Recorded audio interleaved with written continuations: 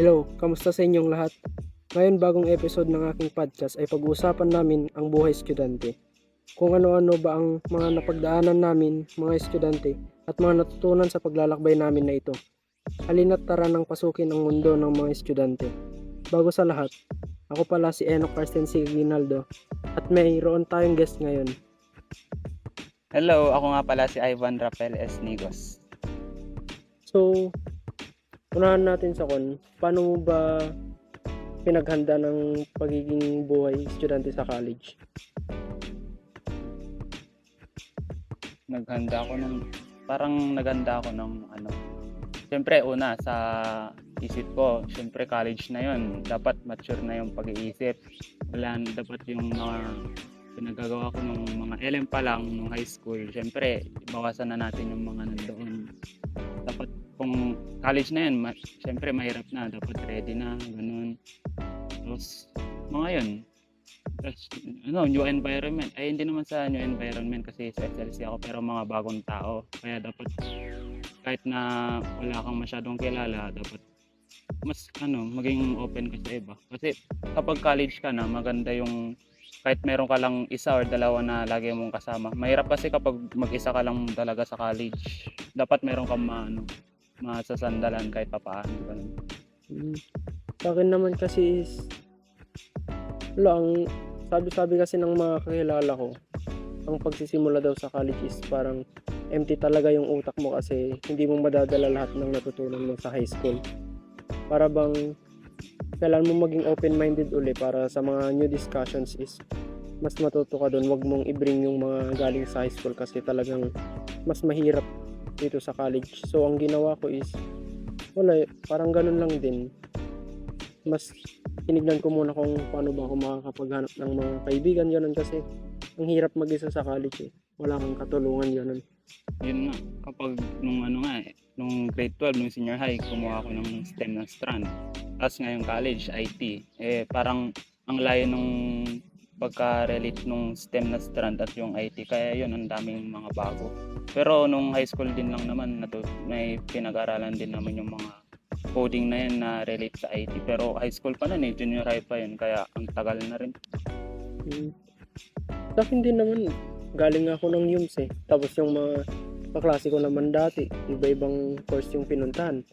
Yung iba CE, yung iba TM, tsaka mga cream. So, wala akong kasama na pumunta dito sa SLC, talagang mag-isa lang. Buti nga na nagustuhan ko na mag-approach ganun para magkaroon ng bagong kaibigan. At may nagdulot naman, may mga nakatulungan ako para bang sa mga topics na hindi ko masyado maintindihan, meron akong kasama na pagpapatulungan upang mas maintindihan ko pa ito. Oo, parang tayong dalawa nung first sem, di ba? Oo. Nung yung subject na yun, history na. History. Naging magka-grupo tayo, tapos doon na tayo nag-usap-usap. Tapos naging close na. Tapos sama-sama na rin yung iba, kagaya nila Allen, nila Neil, nung first sem, ganun. Kaya ayun, buti nga, maganda yung project din natin. Pero kakaiba talaga sa college. Lalo na parang sa isang sem, ang dami yung gagawin, ganun. Parang ang hirap mag-adjust. Kasi nung high school, konti-konti lang yung binibigay nila eh. Puro kapag i-compare mo yung high school at college, talagang mas grabe sa college. Ngayon na patapos na yung second sem, ngayong week na to, ang daming pinapagawa. Like, ang daming nagsasabi, hell week to, ganun. Tapos sabay pa yung exam, bukas exam na natin. Kaya yun, nung first sem naman, ganun din. Kaya nung first sem, nung parang start ng klase doon, nahirapan din ako kasi, yun nga, bago na naman. Tapos ibang hindi relate sa strand ko yung course ko na kinuha. Kaya ayun. Pero kasi nga naka-cope pa rin ako na nakapag-aral pa rin ng maayos. Kahit pa paano. Yun nga eh, yung mga ganun na scenarios, mas madadalihan ka talaga kung may kasama. Kasi kung nag-iisa ka lang, parang wala kang ma-approach para mapagpatulungan. Kasi kung sa iba ka magpapatulong, hindi mo naman sila kaklase, hindi nila alam yung mga discussions, ganun. So siguro, yung isa sa mga pinakamahirap dito sa college is talagang yung mga sabay-sabay na activities na binibigyan ng iba't ibang subjects, ganun. Pero kapag pipili ka ng mga kasama mo, kung yung mga nakikinig dyan kapag paparating na kayo sa college, dapat piliin nyo yung mga kasama nyo na alam nyong mag-grow kayong dalawa. Hindi yung very toxic na parang Maghihilaan kunyari, ganun. kaibigan mo na nga siya pero parang pinapagawa sa'yo lahat, ganun. Dapat parehas kayo nag-grow. Kaya madaming ganun sa college na parang nanggagamit na lang. Kaya dapat maging anong tawag doon? Maging yung open ba na something. Basta ganun. Hindi ko na maalala. Basta ready ka ganun na kung ano mang mangyari. Basta ano mang mangyari. Talagang dapat maging open ka, ganun. Kasi need mo talaga eh. Parang mahirap talaga na mag-solo ka lang sa college. Tsaka sa mga activities is talagang kailangan mo ng katulong eh. Kasi hindi naman mostly individual to. Paano kung mag-group ka tapos wala ka masyadong kilala, parang magiging tahimik ka na lang dun sa group, di ka makakambag masyado. Tsaka siguro kung di ka makakambag masyado, di ka naman nila ka-close, ganun. Pwede nilang babaan yung magiging grade mo. Grabe. Yung isang pangit na factor, pagiging mag-isa na lang sa college talaga. Dapat maging kapag kahit na social anxiety na ganyan, o kaya introvert ka, kailangan mo talagang maging friendly. Basta hindi naman yung sobrang friendly basta may makakasama ka ganun. Maganda din naman, kahit naman yan eh. Kahit naghiwalay tayo ng mga section dahil sa pagkakatok ng pag-enroll. Siguro, parang naging epekto din sa akin kasi naging bago din naman yung mga kasama ko. Hindi ko na nadala yung mga ugali ko nung first time eh.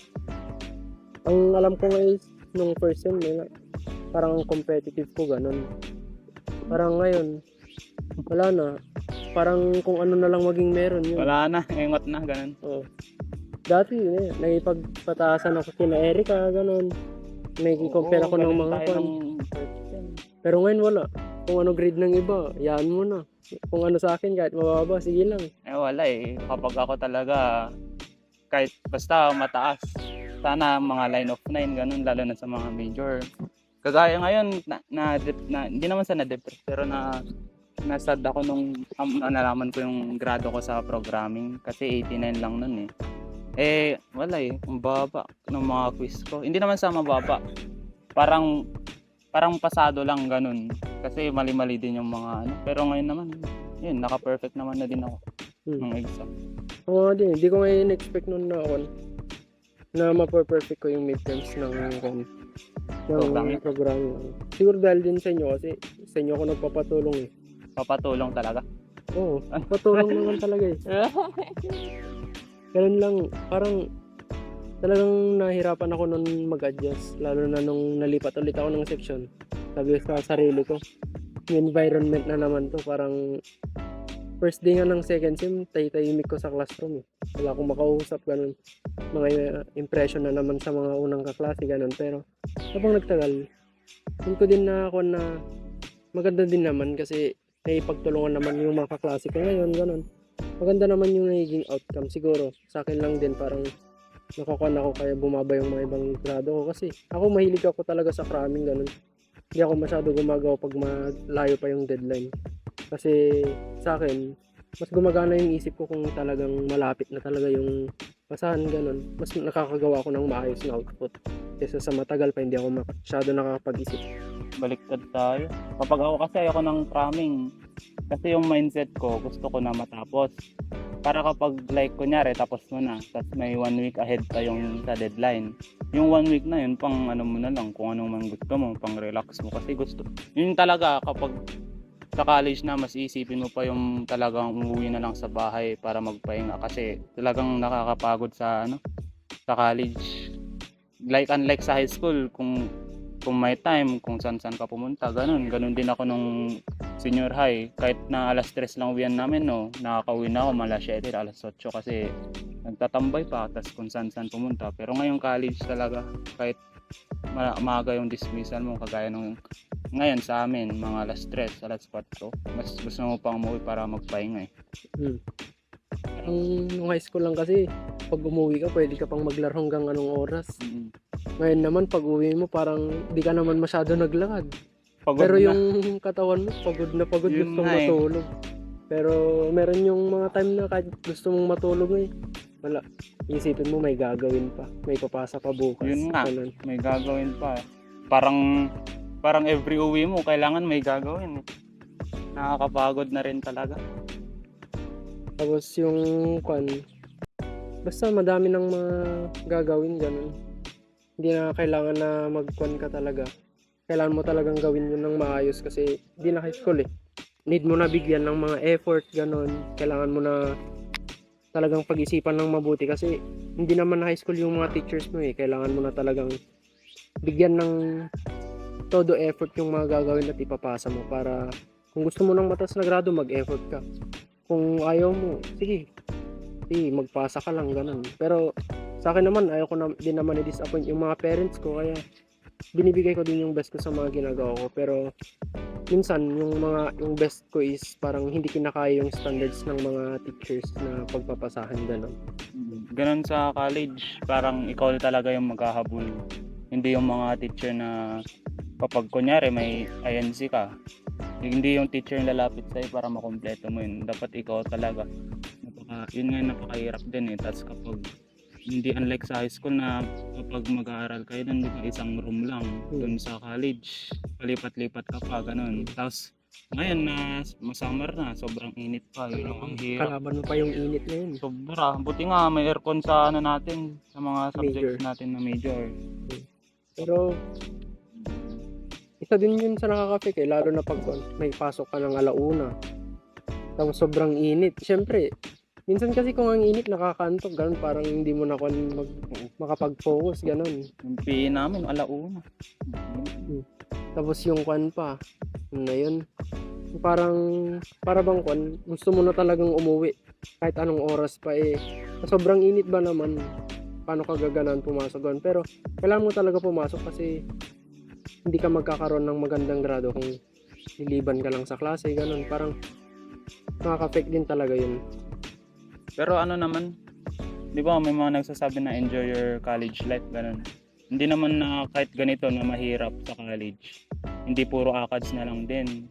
May mga, syempre, may mga time din kung wala ka nang masyadong ginagawa, pwede kang kunyari sa amin, maglaro ng bilyar, parang pang-relax na rin namin yun, parang katuwaan, ganun. Kasi parang isang banding na rin namin yun, o kaya ka naman, kagaya sa akin, kapag walang gagawin, no, pwede kang, gusto mo magpahinga, pwede ka pumunta ng mga dagat, ganun, para lang magmuni-muni, mag-isip-isip, kasi para sa akin, nakaka-relax yung ganun. Ang ganda ng pang-healing sa ngayong college, yung pagtatambay sa dagat, sa tabing dagat. Tama yun, parang enjoy mo lang talaga, hindi naman pwedeng ACADS lang palagi, ganun. Siguro, nung nalaman ko din yung bilyar na laro na yan, parang, isa din yan sa tumulong sa akin para hindi lang naman ako may stress lang na nakafocus sa high school, ganun. Hindi ko naman ginagamit yung bilyar para pabayaan yung pag-aaral eh. Parang, di ba kung naglalaro lang naman tayo, kung may vacant talaga na wala tayong gagawin, walang hinahabol.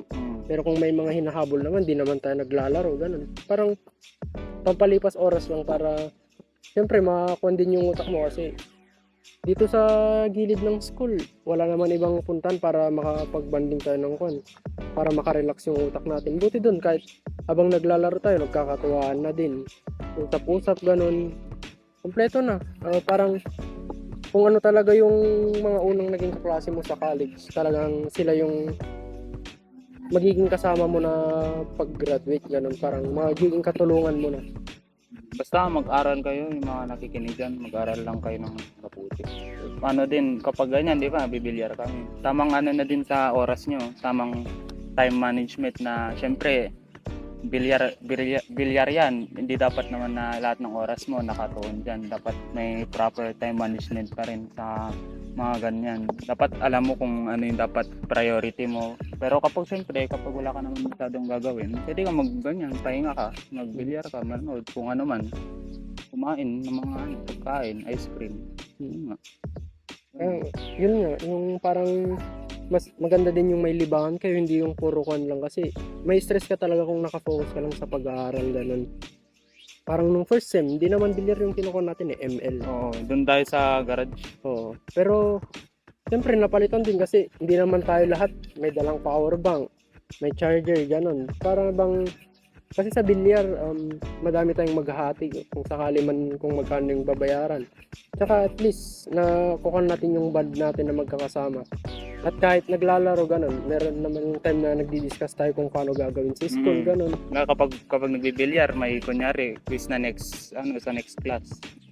Parang habang naglalaro, nag-aaral na rin tayo ganun. Yeah, maganda din yung may pinagpupuntuhan ka ng iba mong gagawin sa mga oras na vacant mo, ganun, kasi kung talagang nakafocus ka lang, kumbaga vacant, aral dyan, aral dyan. Siyempre, kailangan din ng utak natin na mag-relax para bang, kailangan mo ng mataas na grado para magkaroon ka ng magandang trabaho. Pero, as a student naman, depende na rin yun sa diskarte mo pagka-graduate. Hindi naman necessary na dapat mataas masyado yung mga scores mo, ganun, grades mo. Talagang, ang pag-aaral, doon mo ma-develop kung paano yung mga kailangan mong magagamit mo sa pagtatrabaho. Develop mo yung mga skills mo kasi yun yung mga tutulong sa'yo sa paghanap ng trabaho at saka pag nagtatrabaho ka na. Hindi naman yung yung matataas na grado, hindi mo talaga madadala yan sa kapag kukuha ka na ng trabaho mo. Dapat talaga maging, yun nga, magaling ka mag-diskarte sa buhay kasi ganun na talaga kapag pagkatapos mo mag-aral, dapat may diskarte ka sa buhay. Kapag kukuha ka na ng trabaho, dapat hindi mo naman masyado ma-apply yung mga natututunan mo especially kapag yung mga minor subjects mo din, parang pangdagdag para sa akin parang pangdagdag na lang Kaalaman. Oo, ng kaalaman, parang pampaboost na din ng magiging practical na way ng buhay mo, ganun. Ganun, talagang sakto lang yung parang maganda din naman yung pag-usapan yung mga ganun. Yung mga pag may mga minor subjects ka na matataas, parang perks mo na yun, parang plus points mo na yun sa mga may dagdag sa skills mo. Pero kung talagang kumuha ka ng course talagang focus ka talaga sa mga major kasi yun talagang madadala mo sa paghanap mo ng trabaho. Lalo kung IT ka, syempre computer lang din naman yung mga kailangan mo, pero di ko sinasabi napabayaan mo yung mga minor mo. Para bang dun ka mag-focus na kumuha at mag-develop ng skills mo sa mga major subjects kasi yun talaga yung kailangan kung mag-work ka kasi yun yung specialty mo. Ganun. Malaki rin yung hatak ng mga minor na yan, kahit minor lang yan. Kunya kapag na line of 7 yan, malaki yung hatak ng minor yan sa grado mo kapag final grades na. Pero dapat kahit na minor lang yan, dapat bigyan mo pa rin ng oras dapat pag-aralan mo pa rin. Pero hindi naman kailangan na dapat mataas. Pero ako kasi academic achiever na parang gusto ko ganun na mataas naman para kasi kapag mataas yung grado mo, para sa akin ang sarap ngayon sa feeling. Pero yung sa akin sa experience ko, yung feeling kasi na yun parang saglit lang. Kagaya nung nag-check kami nung exam sa programming nung finals nung this week lang. Ayun, ang sarap sa feeling nung naka-perfect ako. Pero parang ngayon naman parang okay na, wala na. Kaya yun nga, hindi mo rin madadala yung mga matataas na grado mo. Talaga dapat ma-diskarte ka sa buhay kapag pagkatapos ng pag-aaral mo, kapag graduate ka naman. Kaya ang masabi ko lang din sa mga nakikinig dyan is kung mag-aaral kayo at nasa college na kayo, focus kayo sa pag-develop ng mga skills nyo na magagamit nyo sa pag-work nyo kasi yun yung talagang kailangan. Hindi necessary na kahit gaano kataas yung grado mo, kung yung skills mo is di mo na-improve. Kasi madami naman kasing mataas yung grado pero yung skills nyo parang papahelp sa iba, kumukopya lang, ganun. Pero di ko nilalahat. Parang ayos lang na mababa yung grado mo, at least sa'yo nang galing yung effort at pinaghirapan mo yung grado yun. Basta mag-focus ka lang sa pag-develop sa skills mo, hindi yung asa ka sa mga kasama mo para mag-grow ka sa college at magagamit mo ito sa pag-work mo. So ayun na nga yung mga napag-usapan namin sa podcast na ito tungkol sa buhay naming estudyante. Napakahirap talaga mabuhay bilang college student na, pero kahit na ganun, tuloy pa rin ang buhay. Sana marami kayong natutunan sa aming napag-usapan. Hanggang sa muli, ako nga pala uli si Enoch Carstensi Aguinaldo. At ako nga ulit si Ivan Rafael Migas. Kita kits at sa susunod na episode. Bye-bye. Bye-bye po!